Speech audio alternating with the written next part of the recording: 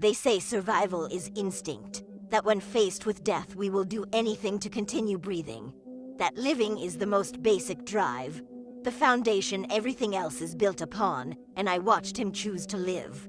Watched him make the choice that everyone says is natural, but that destroyed everything. Watched him save himself in the only way available, and become monster in the eyes of people who would have made the same choice. And I understood that judgment is easy for those who have never faced the choice. That righteousness is simple when you have never been tested. That people who condemn survival have never had to choose between their integrity and their heartbeat. And he chose his heartbeat, chose to continue existing even at terrible cost, chose life over honor, and they judged him for it. Judged him so harshly that he became not person but symbol. Not man who chose to live, but coward who betrayed. And I remained beside him when everyone else left. Remained because I understood what they could not. That the choice between death with integrity and life with shame is not the simple calculation they pretended it was. And remaining made me complicit in their eyes, made me guilty by association, made me the woman who loved a coward. But I loved him not despite his choice, but because of it. Because he chose wrong and lived. Because he chose survival over nobility. Because he was human enough to want to continue breathing even when breathing required sacrifice. And they never understood this, never saw that their judgment came from the safety of not having to choose. That their righteousness was the privilege of those who had never been offered the deal he was offered. And I remained through their judgment, remained through his shame, remained through the years of him living with what he had done. And I would remain still if I could, would remain forever if remaining were possible. But remaining has its own costs, its own endings, its own impossibilities. And some separations cannot be prevented by love or loyalty or stubborn refusal to leave. My name is Eleanor Ashford, and I was born in Salem in 1670 to a family that valued reputation above all else, that believed honor was more important than life, that taught me that some things were worse than death. And I believed them until I met David Warren, until I watched him face the choice that proved everything they taught me was a lie. Until I understood that people who claim death is preferable to dishonor have never actually faced death, have never actually felt the rope around their neck and the ground disappearing beneath their feet, have never actually had to choose between theoretical honor and actual breathing. And David chose breathing, chose life, chose to exist even when existence required doing something unforgivable. And everyone condemned him for it, everyone except me. Because I understood that in his position, with his choice, I would have done the same, would have chosen life, would have chosen to continue, would have chosen wrong and been grateful for the chance to regret it later. David was a merchant's son, was 26 when the trials began, was engaged to marry a magistrate's daughter, was well respected, was building a good life. And when the accusation started, he was one of the first arrested. Was taken because someone wanted his father's business, wanted his family's property, wanted him removed. And the accusation was witchcraft, was the standard accusation, was the weapon Salem used against anyone inconvenient. And he was imprisoned and tried and sentenced to hang. And everything proceeded as it always did, as it had for dozens before him. And I watched from the gallery because I knew his family, because I was friends with his sister, because I wanted to support them in this terrible time. And I watched him in the prisoner's box, and I saw not guilt or fear but confusion. Saw someone trying to understand how this was happening, how being innocent meant nothing, how truth was irrelevant when accusation was sufficient. And I felt something break inside me watching him, felt the understanding that this could happen to anyone, that innocence was not protection, that being good and following rules and building a respectable life meant nothing when someone decided to destroy you. And he was condemned, was sentenced to hang in 2 days. And I thought that was the end, thought he would die with dignity, thought his family would mourn and life would continue. And then the minister came to him with an offer that changed everything, that revealed the truth about choice and judgment, and what people really value. The offer was simple in concept but devastating in implication. The minister said that David could be spared, could have his sentence commuted, could live. But only if he did something, only if he provided something the ministers wanted. And what they wanted was names, wanted him to confess to witchcraft and name others who practiced with him, wanted him to give them targets, wanted him to feed the machine that was consuming Salem. And if he did this, if he confessed and accused, he would live, would be imprisoned instead of executed, would eventually be released when the trials ended.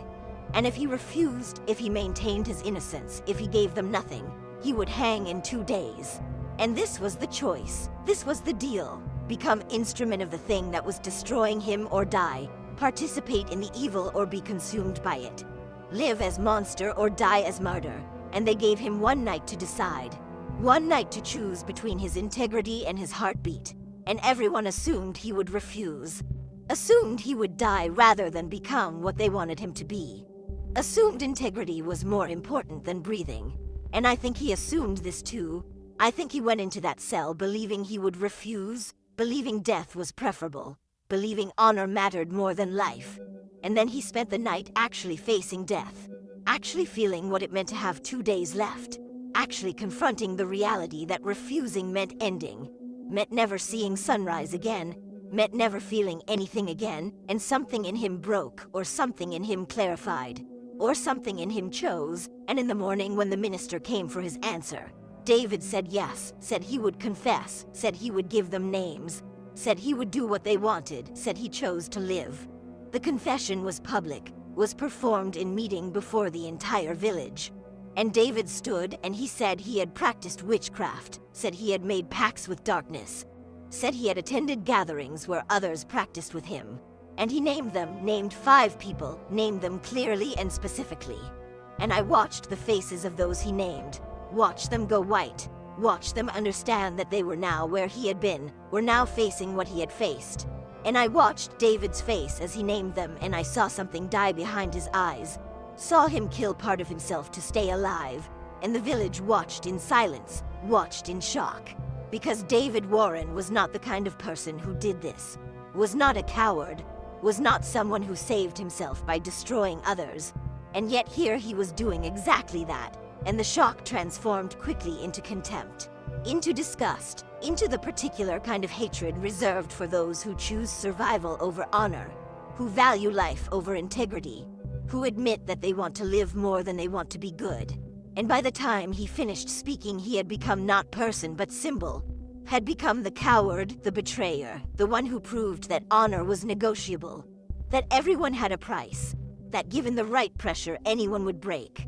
And they hated him for this, hated him for reflecting back to them their own potential weakness, hated him for choosing what they desperately hoped they would never choose but suspected they might.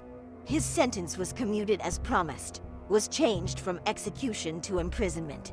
And the 5 people he named were arrested immediately, and 4 of them eventually hanged because they refused to do what he had done, refused to confess, refused to name others, chose death over participation.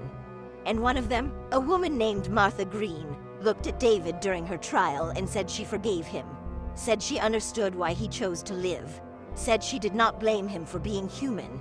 And this forgiveness seemed to hurt him more than any condemnation, seemed to make him smaller, seemed to underline what he had done in a way that hatred never could.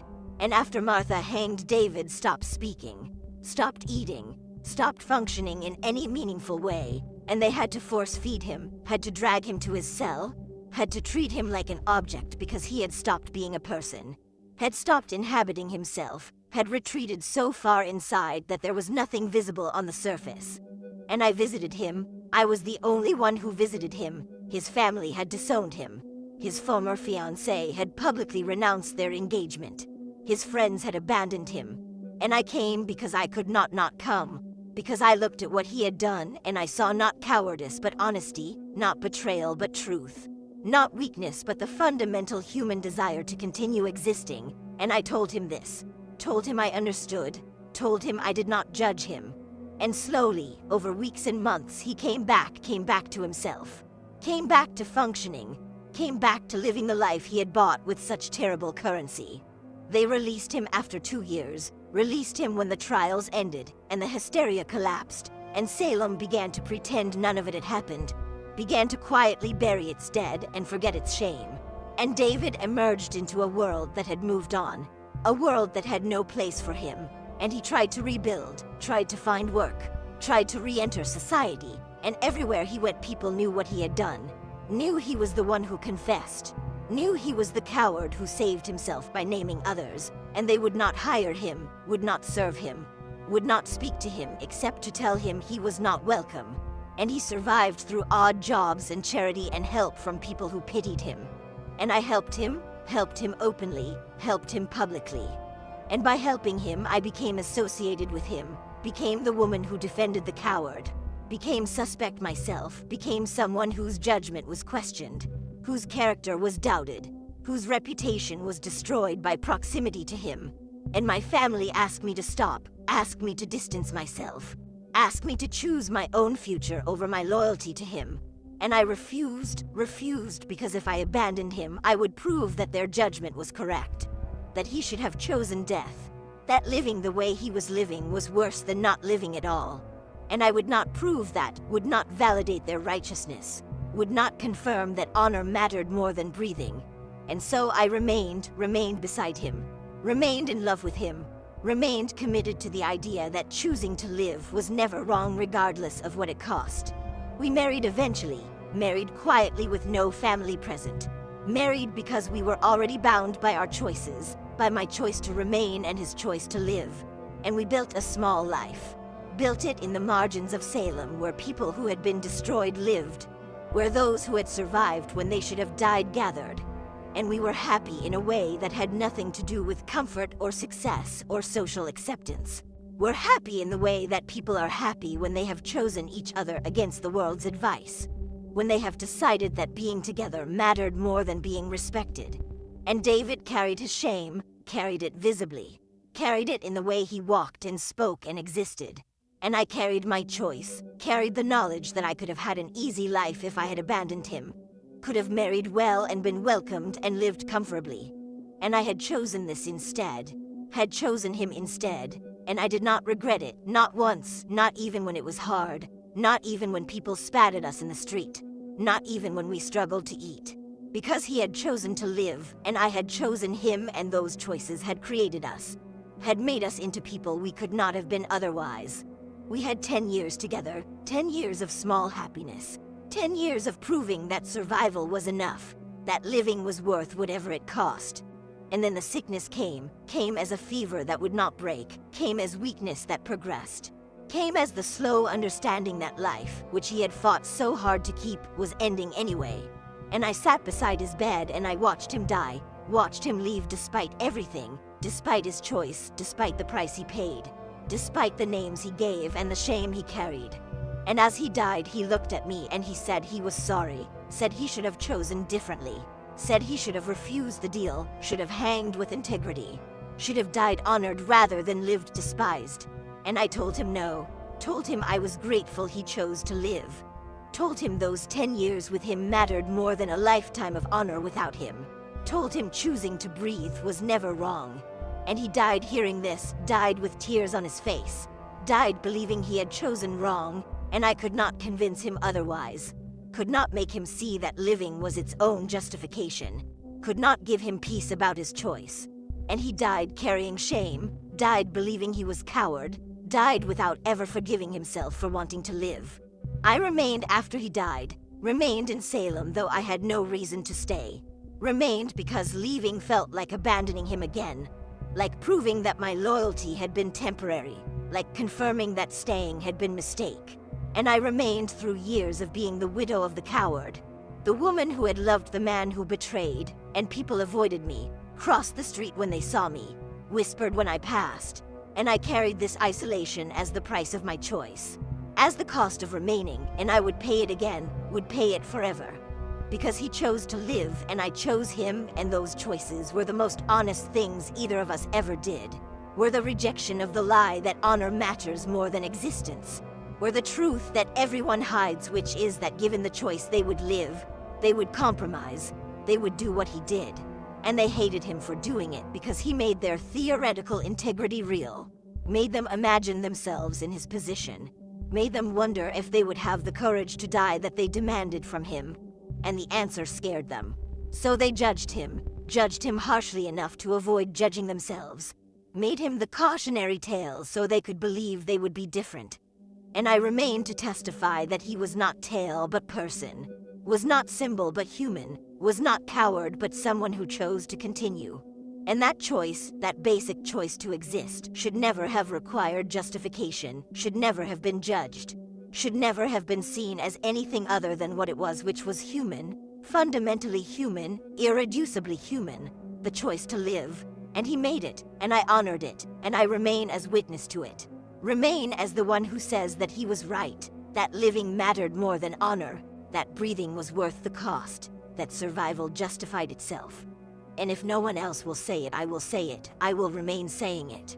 I will be here testifying that David Warren chose to live, and that choice was not wrong. Was never wrong, will never be wrong, regardless of what it cost, regardless of what they said, regardless of how he was judged. And I remain in defiance of that judgment, remain in assertion that he was right, remain until I cannot remain anymore, until death takes me as it took him. And even then, even after, I will remain in the story, in the testimony, in the truth that someone has to speak, that choosing life is never cowardice, that wanting to breathe is never betrayal, that being human enough to save yourself even at terrible cost is not weakness but the most fundamental strength. And he had it, and they destroyed him for it, and I remained, and I remain, and I will always remain.